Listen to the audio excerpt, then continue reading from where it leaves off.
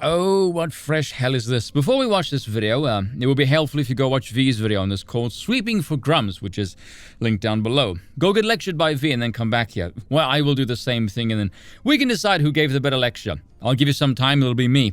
So if you're watching this video, I'm sure you're probably already familiar with Grummz, Mark Kern, a man who spends far too much time on the Twitter and has essentially become this meme with DEI written on his damn forehead. So V gives a breakdown, saying despite people DMing him, asking him to disavow Grummz for reasons X, Y, and Z, V essentially says, fuck off, I don't care, here's my reasons as to why.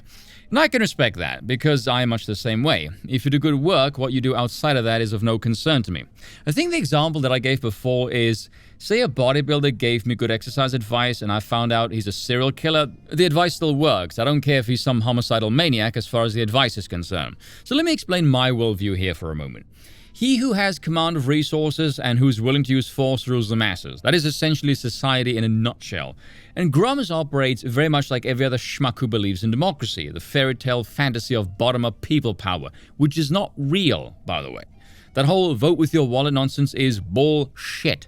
A whole bunch of oligarchs buying off your politicians and offering you a list of prepaid puppets does not mean you have freedom or choice. A man is no less a slave simply because he can choose a new master. Oh, democracy is so great because we can pick our candidates. Yeah, except all of them are a bunch of assholes and we hate everyone in government. Oh, what a great system we've designed for ourselves. That exact same corruption has infected the so-called free market, which doesn't exist either. You're not free simply because you can buy stuff that somebody else made. True freedom relies on owning the means of production, not to sound too much like a commie hippie over here. There's a reciprocal relationship. The producer makes something you want and you exchange coin for the product. Mutually beneficial trade there. If, however, the producer is backed by so much money that you, the consumer, are no longer a necessary feature in this model, the model takes on a different form and goal. No longer is the product made for the consumer. No, it instead becomes an ugly dysgenic mutation aimed at the consumer.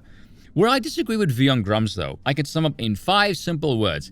He doesn't fucking do anything. Keep in mind, this is a man whose brilliant idea for solving this whole problem is don't buy any AAA games for 2 years. So not only does he not do anything, his plan was for you to join him in his crusade of doing fuck all. How? And by what metric did he choose 2 years? What, these companies just hemorrhage money until they reach some magical 730-day period, and all of a sudden, the demoralized staff that still exists will somehow be jolted back into joy and magically remember how to produce games that don't suck ass anymore. It's like the underpants gnomes of fixing AAA gaming over here. Do nothing plus blank equals better games. He's basically using his platform of 200,000 followers to point out that journalists are getting paid in order to write good reviews. My fucking god, I'm getting enlightened by the day, aren't I? Oh wow, someone pointing out the corruption. It's not like we haven't had a legion of people doing that for going on over 10 bloody years now. By the way, that first clip is why meritocracy as a concept is bollocks. Gaming journalists aren't grifters, they're basic bitch foot soldiers for the regime, cannon fodder essentially. They get called grifters by their opposition because the merit of their work only makes sense in accordance to their ideology.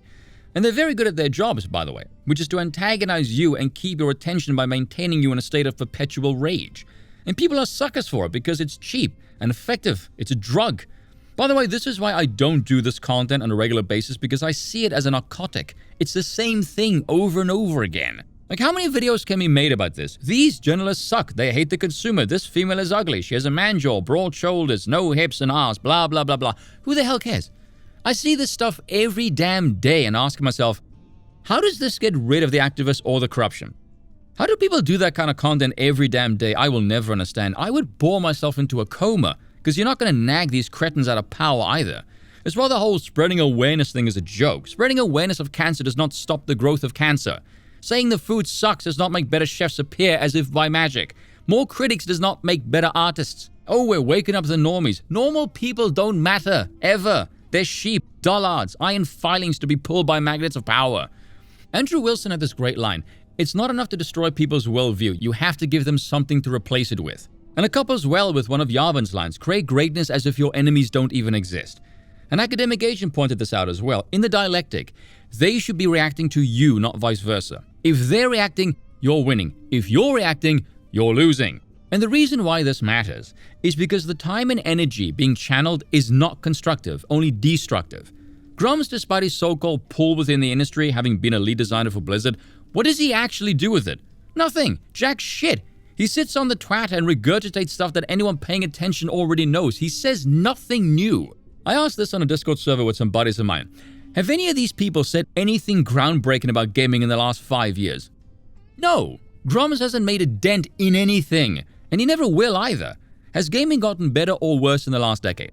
Have the problems been alleviated or exacerbated? Think we all know the answer to that question. I'll end this here by saying this. As much as I give V shit for this, he is a significantly better man than Grummz, because despite having less credentials, V actually put his money where his mouth is and decided to crank out a damn game. Unlike Grummz, who's riddled with controversy, sketchy money practices, and hasn't produced a damn thing since he left Blizzard well over a decade ago. So big ups to Chad Romanian. Cheers for watching, and once again, I apologize for nothing.